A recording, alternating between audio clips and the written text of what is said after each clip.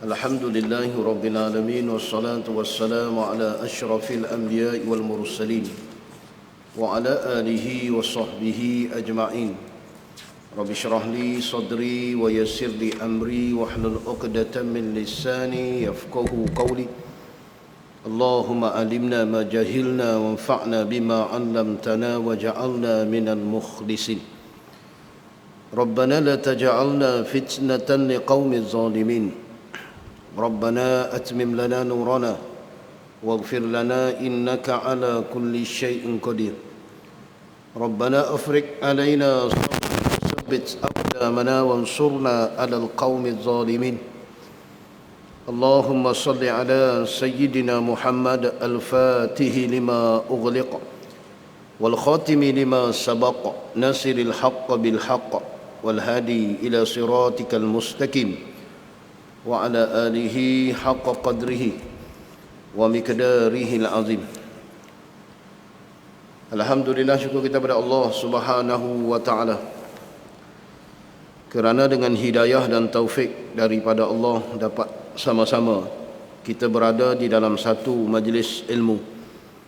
Mudah-mudahan kehadiran kita dengan niat ikhlas kerana Allah akan dibayar ganjarannya di sisi Allah Subhanahu wa taala. Jadi insya-Allah malam ni kita sambung kembali kuliah kitab ini. Kita menggunakan kitab Khulasah Nurul Yakin, yakni ringkasan sirah Nurul Yakin yang dikarang asal dia Syekh Muhammad bin Afifi Al-Bajuri. Kemudian diringkaskan oleh Syekh Omar bin Abdul Jabbar. Kemudian diterjemahkan oleh Abu Hazim Ad-Dimashqi, yakni Ustaz Zamri bin Hashim. Malam ni kita masuk muka surat 4. Muka surat 4.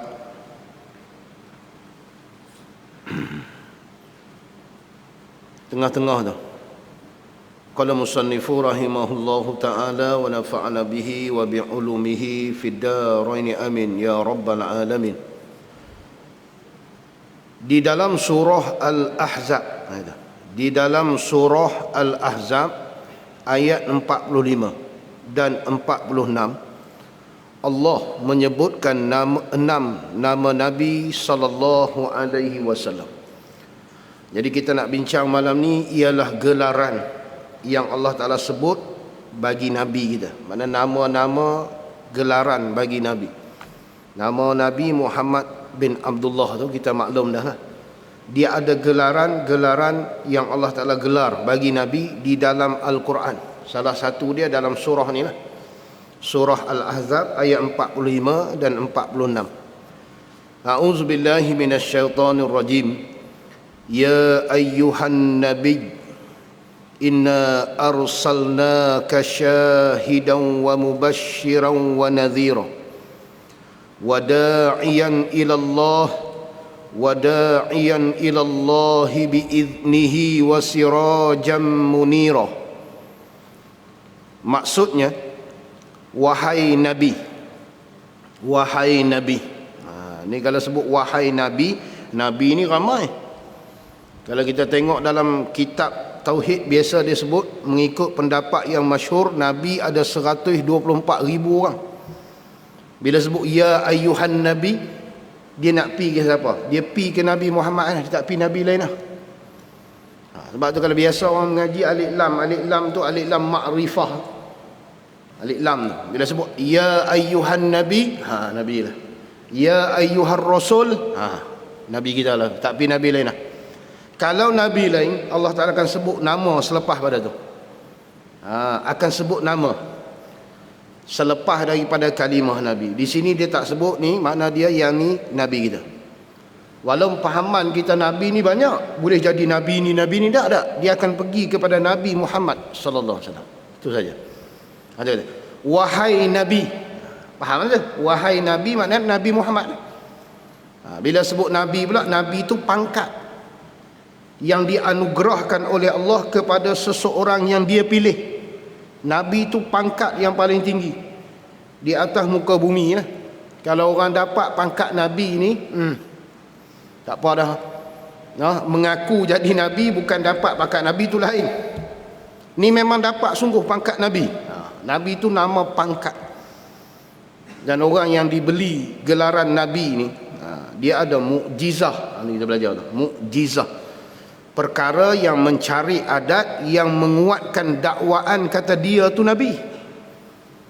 Itu panggil mukjizah. Kalau kita bukan Nabi, ada benda pelik berlaku, nak menguatkan kata kita ni sungguh benda kita buat ni, itu dipanggil karamah. Dia tak panggil mukjizah. Mukjizah ni untuk Nabi. Cuma sebelum mukjizah, dia mesti dapat satu benda lagi, dipanggil irhas tu. Irhas tu perkara pelik berlaku kepada seseorang yang akan jadi Nabi. Kanak-kanak, masa dia budak-budak, dia ada irhas. Bila dah jadi Nabi, dia ada mukjizah. Jadi bila Nabi pangkat, betul ke Nabi ada mukjizah? Wahai Nabi, sesungguhnya kami itu Allah. Kalimah kami tu, domir tu kembali kepada Allah lah. Jangan faham kami ni Allah bersama dengan lain. Dah Allah.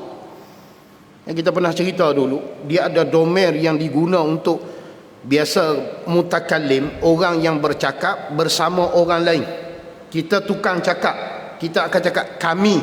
Kami tu mana saya seorang cakap tapi mewakili semua. Itu untuk kita. Tapi kalau Allah, domir mutakallim ni, dia membesarkan diri. Kami ni kalimah guna kami ni nak tunjuk hebat. Padahal Allah Maha hebat.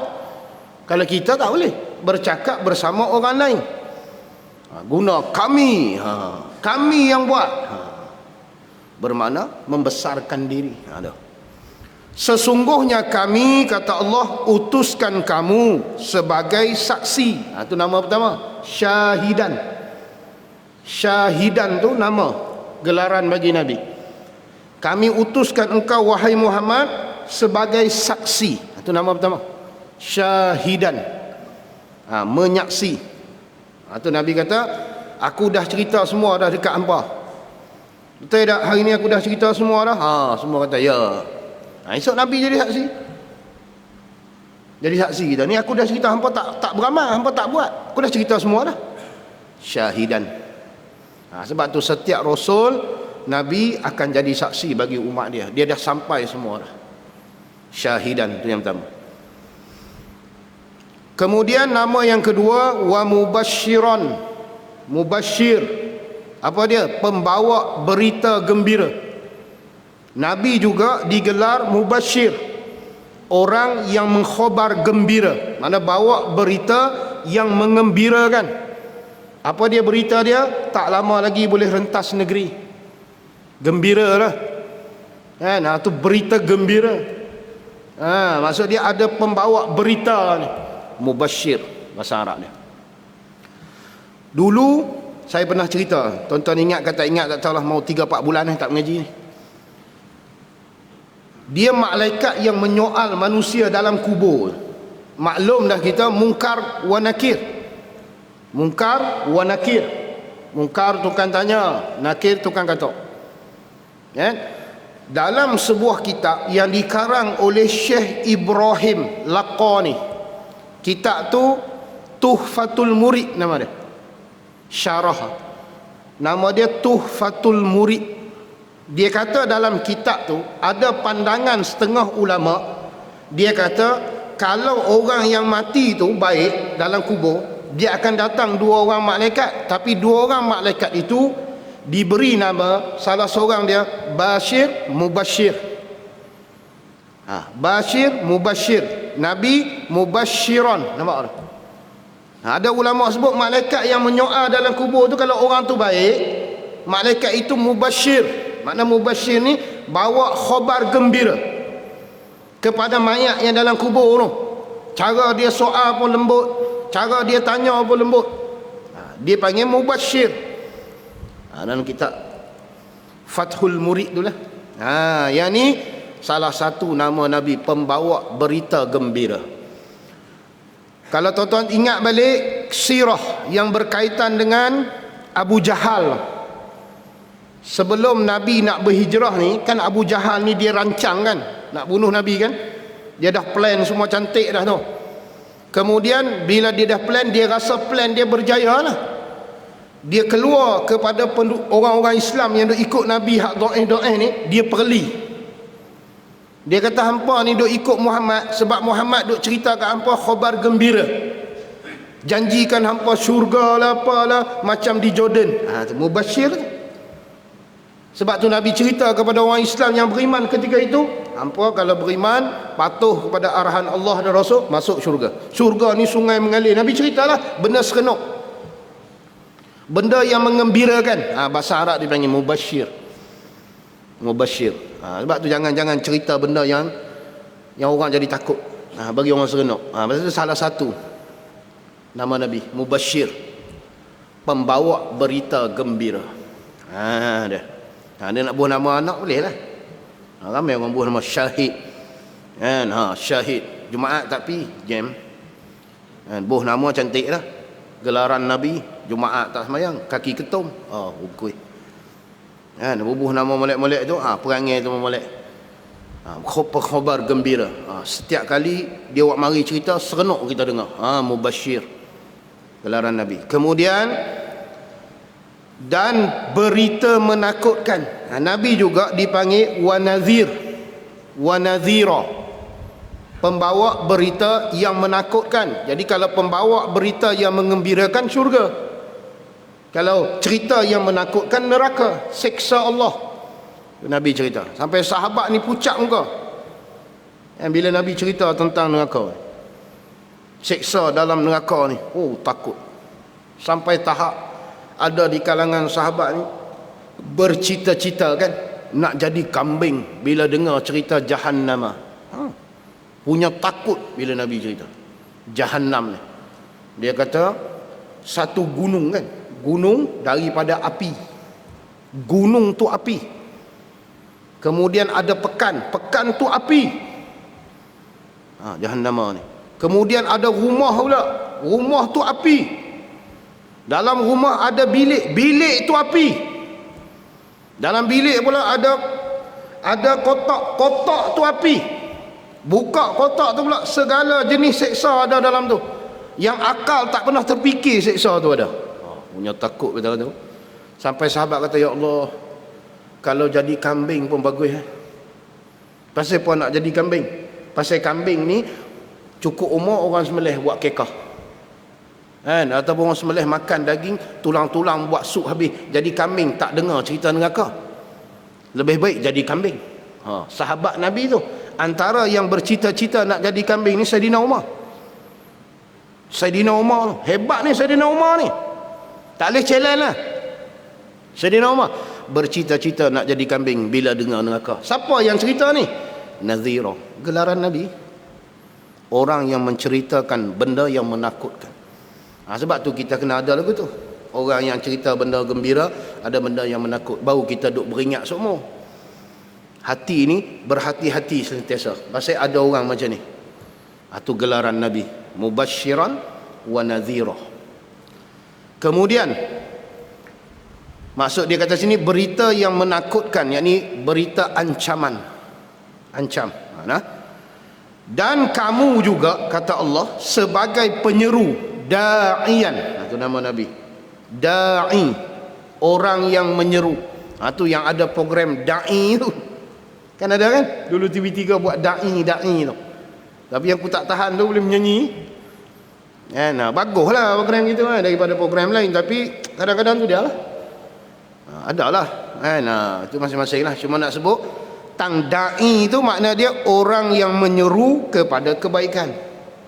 Gelaran Nabi tu da'i. Tu bila orang panggil hang da'i tu, orang yang menyeru kepada kebaikan, jangan nak buat pelik kan. Ni kadang-kadang da'i duk ajak orang buat pelik-pelik. TikTok tak TikTok pun tak tahu. Ramalan ni kan semua nak follower. Tu kadang-kadang kena tengok tu kan. Cantik dah da'i. Dia pun takkan tak jaga. Berat. Tu gelaran Nabi, da'i. Pertama syahid, yang kedua mubashir, yang ketiga nazir, yang keempat da'iyan. Dan kamu sebagai penyeru ke jalan Allah dengan izinnya. dengan izinnya Allah. Ingat tak masa peristiwa hijrah tu, kan Saidina Abu Bakar kan bersama dengan Nabi nak berhijrah tu. Ada orang tanya dia, tu siapa dia tu? Dia kata orang yang menunjuk jalan. Dia katakan, dia tak cerita tu Muhammad. Dia kata ni penunjuk jalan. Jadi orang duk faham, oh penunjuk jalan untuk dia nak lalu jalan tu. Sebenarnya penunjuk jalan menuju Allah. Da'i. Nampak? Menyeru, mengajak menuju Allah. Itu panggil da'i. Kemudian wasirajan, lampu. Wasirajan, cahaya, lampu. Itu nama Nabi. Dan sebagai lampu muniron, yang bercahaya. Sirajan, lampu. 1, 2, 3, 4, 5. Sirajan tu nama yang kelima, dinisbahkan kepada lampu yang menerangi. Kemudian muniron, itu nama Nabi. Munir, bercahaya. Orang yang bercahaya. Sirat ni mana? Lampu, penunjuk lah. Kuniah kata orang lampu ni kita guna untuk apa? Untuk tunjuk, bagi cerah. Benda gelap nampak. Tu nama Nabi, sirat. Sirajan. Ni. Kemudian muniran. Itu semua gelaran yang Allah Ta'ala sebut tentang Nabi. Mana nama-nama yang digelar oleh Allah kepada Nabi. Dalam surah Ahzab ayat 45 dan 46. Habis. Kemudian kita masuk nombor 1 kecil dia tulis bawah tu. Dia kata Abdul Muttalib. Abdul Muttalib. Bahasa Rumi Abdul Muttalib. Dia Muttalib. Bahasa Rumi biasalah. Dia tulis gitu. Abdul Muttalib mempunyai 10 orang anak lelaki dan 6 anak perempuan. Kalau kita tengok dalam sirah, tabiat orang Arab ni, dia tak kahwin seorang. Ini bukan nak suruh kahwin lebih, marah tu, aduk bolkan tirai. Tapi saya nak abad gitulah, tabiat orang Arab, bini banyak. Orang Arab ni, bini dia ramai. Bermakna Abdul Muttalib ni bukan seorang bini, 16 orang anak ni. Ramai bini dia. Jadi bila himpun semua anak dia, ada 16 orang daripada beberapa orang isteri. Itu. Bukan seorang isteri. Itu tabiat orang Arab. Sebab tu orang Arab kalau menikah banyak dia seronok. Kita kalau menikah banyak siap riuh. Kan? Kena pula pergi menikah pula, kita tua dia muda. Mula macam mana dia boleh menikah dengan orang muda? Mesti makel. Pening lalu. Tu menikah pula sebaya umur pula, dia kata, ambil sebaya, carilah muda sikit. Pula dah. Ni payah orang Melayu weh. Nampak tak? Tu kadang-kadang susah. Orang Arab menikah bagus lah. Pernikahan bagus. Cuma kita ni dia biasa tak boleh. Buk kata nak menikah lain, siap. Kan? Ustaz pun tak boleh mengajar lepas ni. Kan? Duk sebut menikah dua. Kan? Ustaz tak berani. Kan? Tuan-tuan lah kalau berani tu. Okey, tengok. Dia ada 10 orang anak lelaki dan 6 orang anak perempuan. Anak lelakinya bernama Al-Harith. Ni anak sulung panggil. Anak sulung kepada Abdul Muttalib, nama dia Harith. Sebab tu gelaran bagi Abdul Muttalib ketika dia dapat Harith ni, orang panggil dia Abu Harith, bapa Harith. Itu panggil kunyah. Dia dapat seorang anak lelaki nama Harith. Orang Arab zaman tu nak panggil Abdul Muttalib, dia tak panggil Abdul Muttalib, dia panggil Abu Harith, bapa Harith. Tu anak pertama dia. Kemudian Az-Zubair, anak kedua. Kemudian Hajal. Kemudian Dirar, Al-Muqayyim, anak dia. Abu Lahab, ni. Abdul Uzza. Ni kadang-kadang kita duk faham setengah orang lah. Dia kata Abu Jahal, pak menakan Nabi. Bukan, Abu Lahab. Abu Jahal dia bukan pak menakan Nabi. Dia ni orang panggil lagu mana? Dia kira ada kena mengenal lah. Maksud dia bukan sampai pak menakan, dia kena adik-beradik juga. Tapi belah-belah jauh lah. Cuma dia ni keturunan dia sama level dengan Bani Hashim. Bani Hashim ni keturunan Nabi ni dengan keturunan dia sama level. Abu Jahal tu sama level. Jadi sebab tu dia tak beriman dengan Nabi, bukan dia tak percaya Islam tu tak betul hak Nabi bawa tu. Dia percaya. Dia percaya. Cuma dia rasa kalau dia pergi beriman dengan Nabi, dia akan jatuh martabat dia. Sebab level dia sama tinggi dengan Nabi. Bani Hashim keturunan bangsawan. Jadi kalau dia pergi beriman dengan Muhammad, dia akan jadi rendah. Dia duk anggap lagu tu.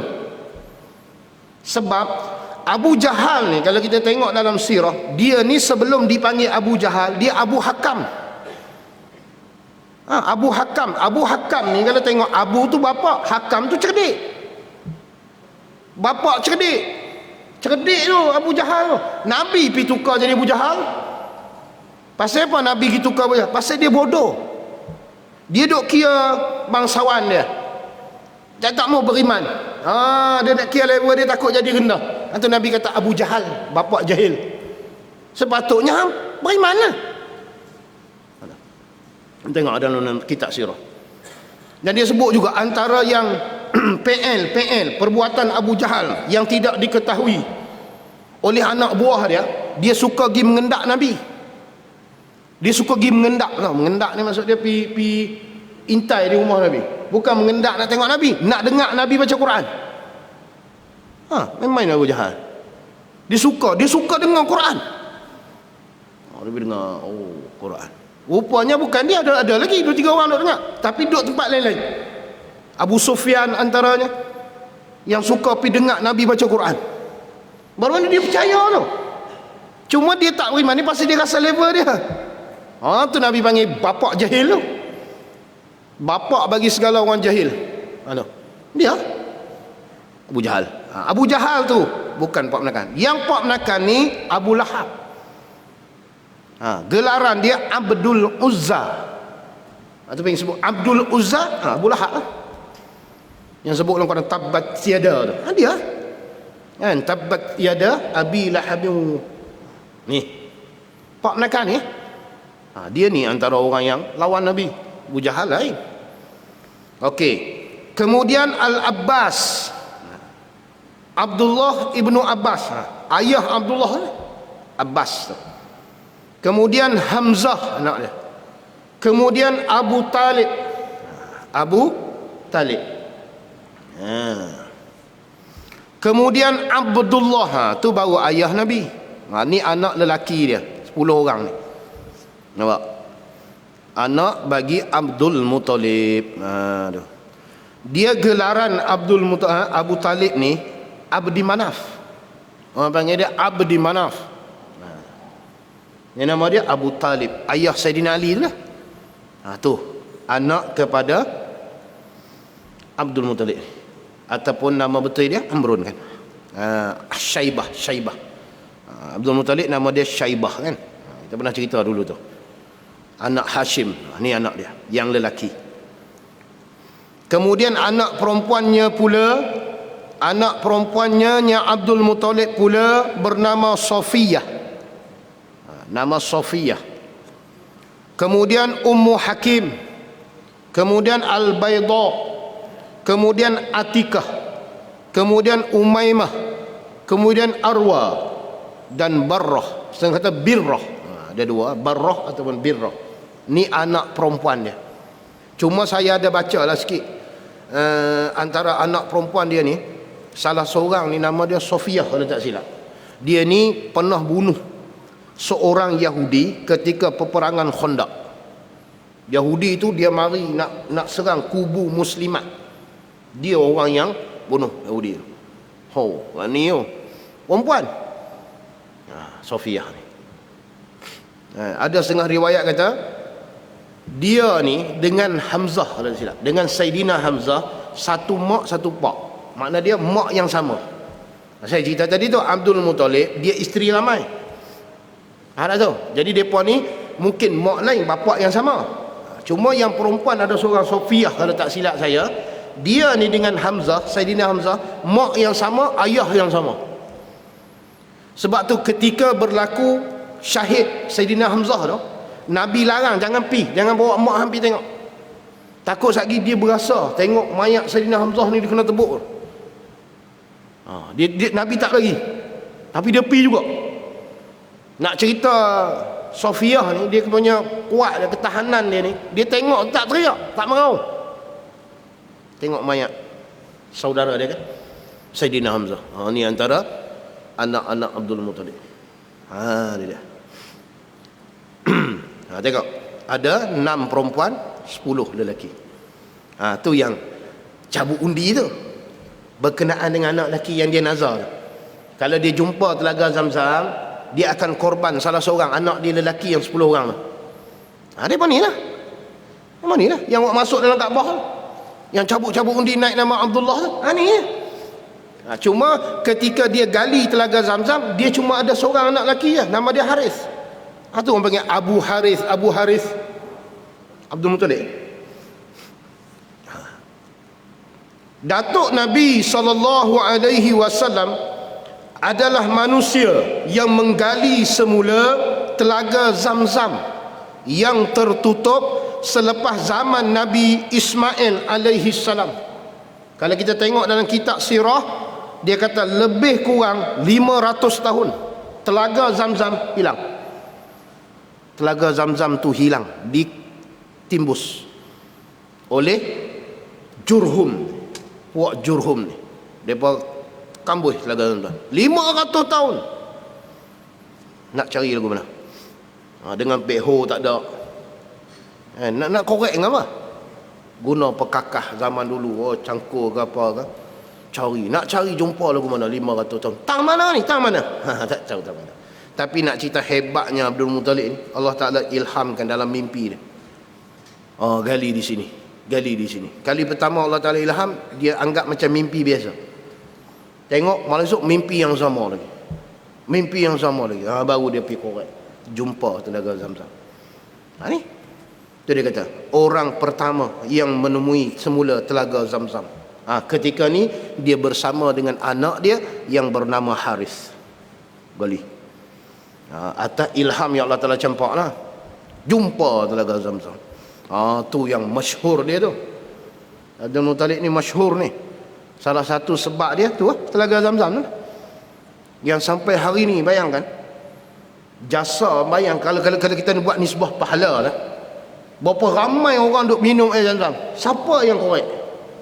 Tuan fikir, sampai kiamat tau. Kalau kata kita lah ni orang duk minum lah, hasil dia siapa dia? Abdul Muttalib. Tuan bayangkan pahala dia banyak mana. Berapa juta orang minum tu, siap balik ni. Tuan fikir tengok, besar ganjaran untuk Abdul Muttalib.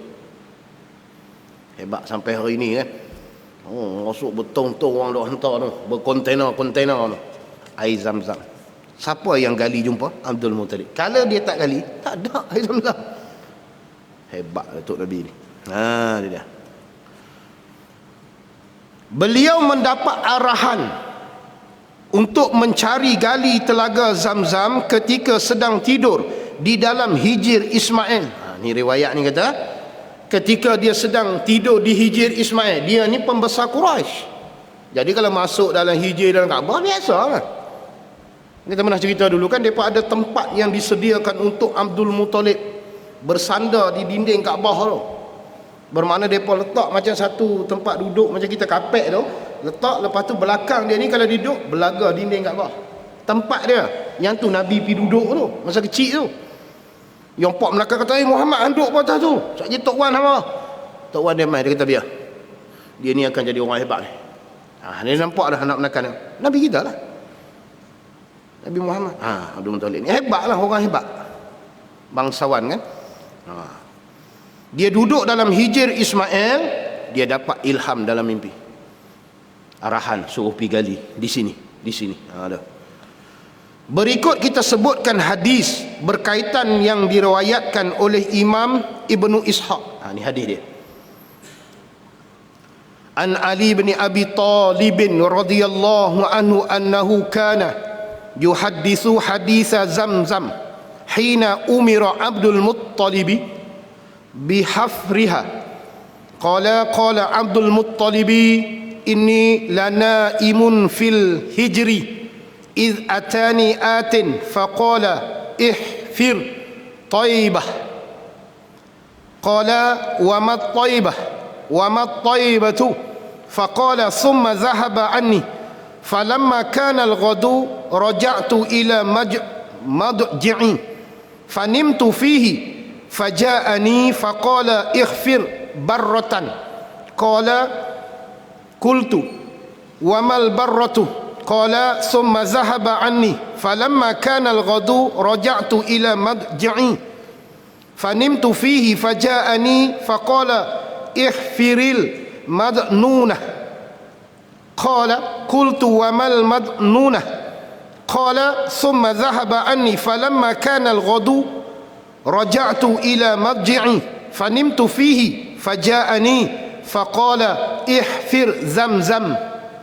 Qala qultu wa ma zamzamu qala la nutzifu abadan wa la tazummu taskil hajij al-a'zama wa hiya bainal farasi wad dami inda naqratil ghurabil a'sami inda qaryatil namli.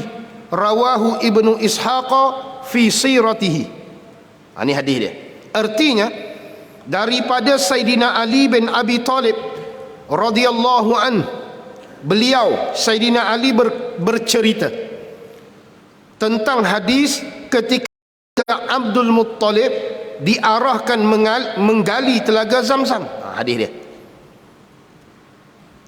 Abdul Muttalib berkata, ketika saya sedang tidur di dalam hijir Ismail. Satu hari saya tidur di hijir Ismail. Ni zaman dulu lah, jangan tengok zaman lah ni, hampir tidur lah tu syahid terus, kena jijak kepala. Ni zaman dulu. Dah mana boleh pergi tidur situ, ni tak betul. Tu dia lah zaman bila ni labu. Ni bukan zaman lah ni, cerita zaman dulu.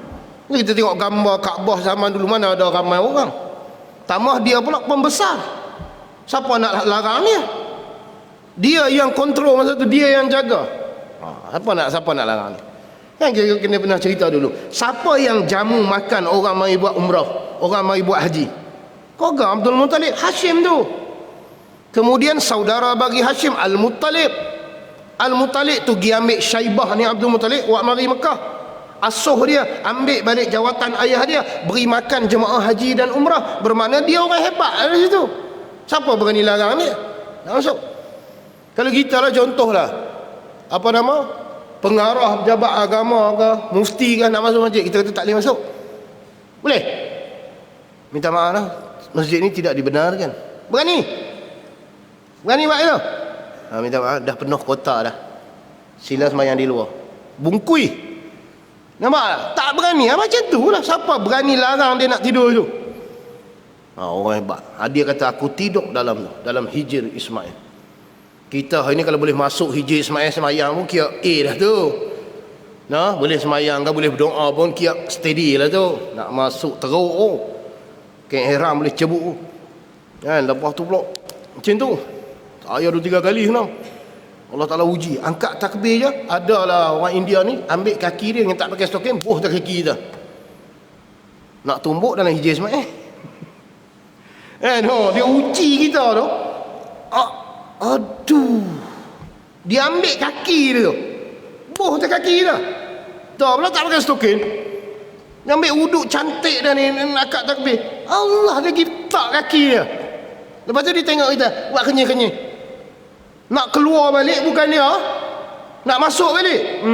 Pakai doa je lah, nak buat lagu mana, tak ada can lah tu. Fikir lagu tu, terus doa. Anak boleh doa pun teruk langsung tu. Tambah nak pergi tidur, nak kena hilang nyawa.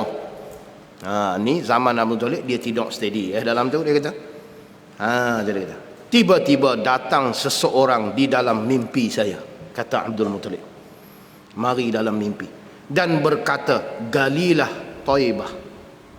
Ni nama telaga Zamzam. Sebab tu nama telaga Zamzam ni sebelum Zamzam, nama dia Taibah tu. Ihfir Taibah. Taibah tu nama Telaga Zamzam. Ini dalam hadis ni. Dia kata, galilah Taibah. Saya bertanya, Abdul Muttalib ni, apa itu Taibah? Taibah tu apa? Dia tanya orang dalam mimpi dia. Kemudian orang itu menghilang diri. Tak ada yang jawab apa, hilang dalam mimpi dia. Kemudian esoknya saya kembali tidur di tempat itu juga. Macam biasa, dia pergi tidur lagi esok, tempat yang dia mimpi itu. Lelaki itu datang lagi dalam mimpi dan berkata, galilah Barrah. Itu nama kedua, Barrah. Nama Telaga Zamzam, Barrah. Galilah Barrah. Saya bertanya, apa itu Barrah? Barrah itu apa? Dia menghilangkan diri tanpa memberi jawapan. Hilang. Keesokannya saya tidur di situ lagi dan bermimpi lelaki itu berkata, galilah al-madunah. Galilah, dia kata tadi Barrah, ni galilah madnunah. Madnunah. Saya bertanya, apa itu madnunah? Madnunah tu apa? Dalam mimpi. Kemudian lelaki dalam mimpi tadi, dia lelaki dalam mimpi menghilangkan diri. Tak ada, hilang. Hari berikutnya saya kembali tidur. Bermakna 4 kali mimpi itu datang 4 kali. Daripada nama Taibah, kemudian Barrah, kemudian Madnunah, baru mari Zamzam. Nampak? 4 kali. Saya bertanya, kembali tidur di tempat yang sama. Dalam mimpi dia datang lagi dan berkata, galilah Zamzam. Baru kalimah Zamzam. Bila kata Zamzam, saya bertanya, apa itu Zamzam? Dia berkata, air yang tidak akan kering selama-lamanya dan tidak tercela. Sebab tu air yang paling afdal di atas muka bumi, tak bincang air hak keluar celah jari Nabi, air Zamzam. Maksud tu air Zamzam. Kalau campur dengan air hak keluar celah hak tu nombor 1. Air yang keluar daripada celah jari Nabi yang mulia tu nombor 1, air yang paling afdal di atas muka bumi. Kalau campur hak syurga pula, air telaga Kausar, banyak lagi lah. Cuma kalau kita bincang bab air telaga dalam dunia ni, mana paling afdal? Telaga Zamzam. Air telaga Zamzam. Sebab tu jangan duk kata, aku air Zamzam tak bersuka. Jangan. Lagi tak boleh minum terus. Sebab ada orang pernah jadi lagu tu. Dia cakap di Malaysia ni. Dia kata, aku kalau pergi sana, aku tak mau minum air Zamzam. Aku nak minum air beli je. Memang tak minum terus. Minum, keluar balik. Minum, keluar balik. Orang kata dah air yang terbaik. Hang tiba-tiba kata, tak mau. Oh, berat hang. Nah, ni jangan main. Air yang terbaik, air Zamzam. Tu. Nampak? Air yang tidak akan kering selama-lamanya. Berapa kurun sampai lah ni, mana pernah kering. Boleh tampung berapa juta orang minum, bergelen sehari keluar. Orang duk pergi Mekah, duk jual, duk beli tu. Oh, banyak mana. Tu saya tanya kawan saya, dia duduk di Mekah, dia tak minum air lain. Dia minum air Zamzam. Cuma dia pun beli. Dia pun kena beli. Seorang kalau tak silap saya 10 botol ataupun 6 botol untuk seorang. Jadi dia dengan isteri dia boleh beli 12 botol. Dia air tu, botol yang kita duk balik tu, balik ke Malaysia tu, jemaah umrah duk bagi tu, botol tu, dia pun beli di situ, balik tak rumah. Jadi dia pun minum, masak pakai air Zamzam. Guna air Zamzam. Mandi air lain. Masak, minum, semua Zamzam tu. Dia tak guna air lain. Nampak tu? Mekah. Tu kawan saya, dia kata, dia habis je, dia pergi. Tunjuk dia punya, orang panggil apa, kad pengenalan dia dapat iqamah kan, dia tunjuk. Dapat. Buat balik. Duduk Mekah ni tu, minum air Zamzam. Tengok, bayangkanlah. Tu hak penduduk Mekah, hak duk balik Malaysia tu, hak duk balik Indon tu. Ya, mana? Tak habis. Tu dia kata. Dan tidak tercela. Kamu beri minum kepada jemaah haji yang ramai. Dia cerita siap dah. Lelaki dalam mimpi dia kata, hampir korek telaga Zamzam ni. Air Zamzam ni takkan kering sampai bila-bila. Dan hang nanti akan beri minum kepada jemaah haji. Nampak? Menggunakan air Zamzam. Jadi yang selama ni dia duk beri minum bukan air Zamzam. Faham tu? Zaman ayah dia Hashim duk beri makan, beri minum, bukan menggunakan air Zam-Zam. Pasal air Zam-Zam hilang daripada zaman Nabi Ismail. Bermakna dia guna sumber air lain lah. Tapi dia kata ke Abdul Muttalib, nanti hang korek jumpa, hang akan beri minum kepada jemaah haji. Tu hari ni air Zam-Zam keluarga depa je. Keturunan depa je. Nampak? Ia berada di antara najis dan darah. Duduk tengah-tengah. Berdekatan paruh burung gagak yang sebelah kakinya berwarna putih, iaitu di sisi sarang semut. Ni tempat lah, tempat yang hang akan jumpa. Korek tu tang tu, hang tengok burung gagak tu duduk di situ, paruh dia burung gagak duduk sini, paruh burung gagak tu tang tu. Kemudian hang akan nampak sarang semut. Itu tanda-tanda tempat yang dia kena gali. Hari ni kita tak nampak lah tempat tu, pasal dia dah mozaik semua. Zaman dia tu, dia dekat dengan Kaabah, cuma dia tanah lah. Jadi dia nak korek tu tang mana, nak cari tang mana 500 tahun. Melainkan dia dengan dia dapat maklumat yang tepat dalam mimpi. Tu yang dia pergi korek jumpa terus. Nampak tu? Dia tak korek tempat ni, dia pergi korek situ. Bukan dia gali sana sikit, gali. Tak, dia pergi terus di tempat ni. Tempat yang dia dapat alamat dalam mimpi tu. Iaitu dia kata itu di sisi sarang semut. Ada sarang semut di situ, hang korek situ. Sebelum tu hang akan nampak burung gagak, paruh dia tu kan, bila burung paruh dia ke depan sikit, paruh burung gagak tu korek. Nampak tu. Burung gagak pula dia cerita pula. Burung gagak yang sebelah kakinya berwarna putih. Burung gagak kan semua hitam. Nampak petanda. Ni petanda. Tu bab mimpi. Sebab tu mimpi ni boleh jadi betul, boleh jadi tak betul. Cuma mimpi yang betul mimpi Nabi, dia wahyu. Mimpi kita ni kena tengok. Tu mimpi terakhir. Pening kepala aku. Kan mimpi terakhir apa yang duk kecoh tu. Apa nama? Sittah An-Nur apa? Dia round dah neraka. Pening aku. Kan ni bahaya. Pelik. Kadang-kadang ni kita tak tahulah. Mimpi kan. Dia kata dia tahu dah tempat dia akan ditanam di kebumi kan, di Palestin tu.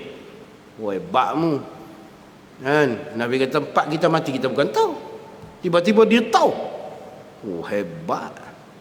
Quran kata dah kan, kita tak tahu kita mati di mana, boleh tahu mati di mana. Hebat, dahsyat.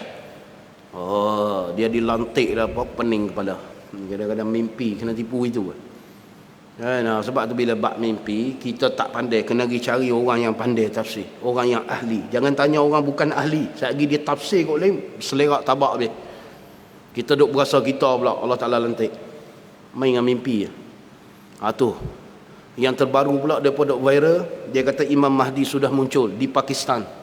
300 kali dia mimpi Nabi. Aduh pening.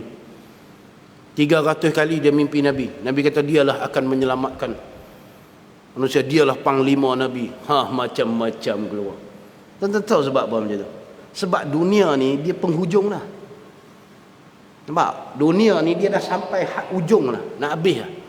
Sebab tu dia macam-macam fahaman dia keluar. Sebab tu ujian akidah akhir zaman ni, ujian akidah. Tak kemas akidah ni, bungkus. Baru orang biasa, bukan dajjal lagi. Kita boleh bayang tak macam mana? Pengikut ramai tu. Kita fikir tengok kalau dajjal keluar sungguh macam mana. Yang macam ni pun hang tak boleh fikir no? Yang macam ni pun hang boleh percaya no? Hang boleh ikut. Kalau dajjal keluar, ingat hang orang minta maaf. Duduk depan tu. Tu kena mikir akhir zaman. Ya, atau mimpi-mimpi. Dia. SOP sudah berbunyi. Sikit. Dia. Boleh. Sikit. Selepas mimpi ini, Abdul Muttalib mencari lokasi yang ditunjukkan di dalam mimpi itu. Baru dia pergi cari. Bermakna kali pertama mimpi dia buat tak tahu lah. Mungkin mainan tidur. Mari mimpi yang sama. Mari lagi mimpi tu. Dia dah pelik ni. Baru dia pergi cari lokasi tu. Sebab zaman ni tak ada Google. Map pun tak ada, Waze pun tak ada. Nak send location lagu mana? Zaman ni dia pergi cari. Dia kata demi menjayakan hasrat ini beliau sanggup bernazar, sekiranya Allah mengurniakan kepadanya 10 orang anak lelaki, dia akan menyembelih salah seorang daripada mereka. Tanda syukur kerana Allah menjayakan usahanya dan anak-anak yang ramai dapat membantunya menggali telaga Zam-Zam. Ini nazar dia. Sebab tu dalam kitab fiqh kan, bila kita nak capai hajat susah, kita boleh bernazar, harus kita bernazar. Cuma nazar tu saya sebutlah, jangan menazar benda haram. Menazar benda haram dia tak jadi. Nazar benda wajib tak jadi, benda harus. Dia ni bernazar bunuh anak. Kalau syariat Nabi kita haram lah, jadi tak sah nazar tu. Ni bukan syariat Nabi kita lagi, Nabi pun tak lahir lagi. Faham tak? Jadi diterima syariat zaman dulu. Cara dia, syariat dia, bukan syariat Nabi. Kalau syariat Nabi kita tak terima nazar gitu, pasal haram menumpah darah seseorang tanpa sebab. Tapi diterima nazar dia. Abdul Muttalib, dia bernazar. Kemudian Allah Ta'ala tunjuk kebenaran. Gali-gali jumpa sungguh, dan dia dapat 10 orang anak sungguh. Tu Abdul Muttalib hebat dia. Ni salah satu kehebatan Abdul Muttalib yang menyebabkan dia ni masyhur nama dia. Tu kita pernah cerita dulu tu, Abrahah ni dia dah tahu dah Abdul Muttalib ni hebat. Sebab tu saya pernah cerita kat tuan-tuan, bila Abdul Muttalib tu masuk, dia bangkit dia duduk atas singgah sana kursi dia tengok Abdul Muttalib masuk nak jumpa dia bangkit pergi jumpa Abdul Muttalib. Pasti dia nampak hebat Abdul Muttalib, bukan setakat cerita air Zam-Zam. Dia dengar dah benda tu, gerun tu ada, nur tu, dia rasa gah tu ada. Bila tengok dia rasa takut. Abdul Muttalib. Lepas tu bila antara Abrahah dihujani oleh batu, dibawa oleh burung ababil, lagi naiklah nama Abdul Muttalib. Ini salah satu Allah Ta'ala nak tunjuk. Tu kata Tok Wan Nabi, bukan calang-calang. Dan tuan-tuan ingat saya cerita tadi tu, sebab tu Nabi dia lahir daripada rahim yang suci, daripada tulang sulbi bapak-bapak yang suci kepada rahim yang suci. Maksud suci itu menikah. Kalau kita fikir zaman jahiliah dulu nak menikah, kita bukan tahu syariat lagu mana, tapi nak cerita berlaku perkahwinan. Bukan Tok Wan Nabi ni tak menikah. Bermakna setiap pindahan benih tu berlaku dengan sebab pernikahan. Tak mari dengan cara tak elok. Tu benih yang suci kepada rahim yang suci, masuk sampai kepada Abdul Muttalib. Nampak tak? Itu dia. Sebab tu kita ni, ilmu ni dia kena mengaji, dia kena berguru. Jangan duk pandai-pandai baca. Tu kadang-kadang kita ni bila tak mengaji ni kita buat sesuatu bukan berlandaskan ilmu. Tu yang kadang-kadang kita buat tak kena tu. Sepatutnya kita orang mengaji ni, benda ni penting, hak ni lah, mengaji tu ilmu penting. Tu jangan duk buat benda selain pada ni. Kita ilmu dulu. Ni kadang-kadang nak mengaji tak mau. Bila orang duk cerita dia tak mau dengar. Bila orang cerita kita pelik dah hantar mengaji. Sebab tu kita kena ngaji. Ini mana kita baca kitab, kita baru dapat maklumat yang tepat. Macam ni dulu Tok Wan Nabi. Sebab tu ilmu dia gini nah. Ilmu ni dia ada ilmu fardu ain, ada ilmu fardu kifayah. Kalau kita semua ni tak lepas lagi ilmu fardu ain, sebab tu bila masuk dia tak boleh buat benda lain, kena tumpu mengaji je. Pasal ilmu tu fardu ain. Dia tak boleh duduk kira benda lain, dia kena mengaji je. Ni kalau kita pergi buat benda lain, kita tak lepas lagi fardu ain, berdosa kita walaupun kita dalam masjid. Ini sama. Tu kadang-kadang cerita yang sebenar kita tak dapat dengan cara yang sebenar. Jadi kita pelik. Tu ilmu. Serupa dengan Abdul Muttalib. Dapat ilmu tu dulu, baru dia buat kerja, baru jadi benda tu. Jadi habis dia. Okey, nak pergi bawah tu. Selepas berjaya menggali telaga Zam-Zam, Abdul Muttalib pun membuat undian di antara anak-anak lelakinya. Dalam cabutan undian itu nama Abdullah ayah Nabi naik sebagai anak yang akan dikorbankan. Ini maklumlah. Sebab itulah gelaran ayah Nabi, kalau kita tengok dalam setengah riwayat dia sebut Abdullah Az-Zabih. Abdullah Az-Zabih. Apa makna Abdullah? Abdullah yang bakar disembelih tapi tak jadi sembelih. Zabih tu makna sembelih. pasal naik nama dia. Ni ujian ni. Sebab dalam ramai-ramai anak Muttalib, dia paling sayang Abdullah. Dia ni cenderung hati dia jangan naik Abdullah. Kalau boleh cabut undi ni, nama Abdullah jangan naik. Tiba-tiba Allah Ta'ala takdir naik, nak uji dia. Ham nazar kan, hang dah jumpa telaga Zam-Zam, kalau naik nama anak yang hang sayang, hang sanggup tak korban? Oh, Allah Ta'ala uji. Tapi Abdul Muttalib memang nak buat sungguh. Bila naik nama Abdullah, dia tak cakap banyak dah. Dia pegang tangan anak dia, dia nak bawa pergi tempat sebelah. Abdul Muttalib, oh sampai hak lain ni kaya hundah. Nanti. Masa tu baru pergi jumpa Tok Bomo. Ada dah Tok Bomo zaman tu. Tu nampak tu. Naik nama Abdullah. Maka kaum Quraisy Pak Nakan menghalang Abdul Muttalib dari menyembelih Abdullah. Mereka kemudian bersetuju menggantikan nyawa Abdullah dengan disembelih sebanyak 100 ekor unta. Ini cerita dia nikah lah. Tapi macam mana boleh dapat 100? Pergi jumpa Tok Bomo. Tok Bomo tu kata tak apa, tak ada masalah. Benda ni boleh settle punya.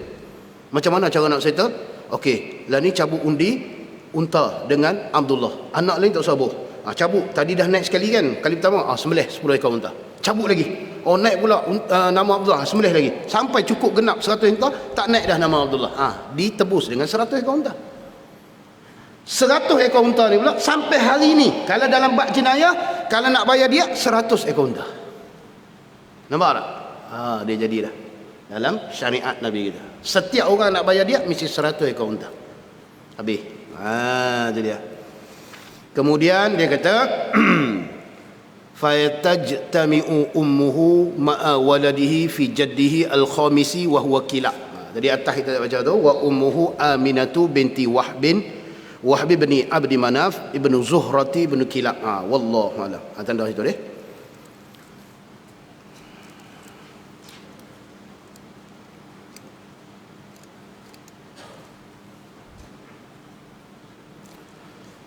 أعوذ بالله من الشيطان الرجيم بسم الله الرحمن الرحيم الحمد لله رب العالمين والصلاة والسلام على أشرف الأنبياء والمرسلين وعلى آله وصحبه أجمعين اللهم تعالى نبتغي فينا رزقنا يا ربي فمن نبينا المرسلين الحمد لله صلى الله على سيدنا محمد والحمد لله رب العالمين.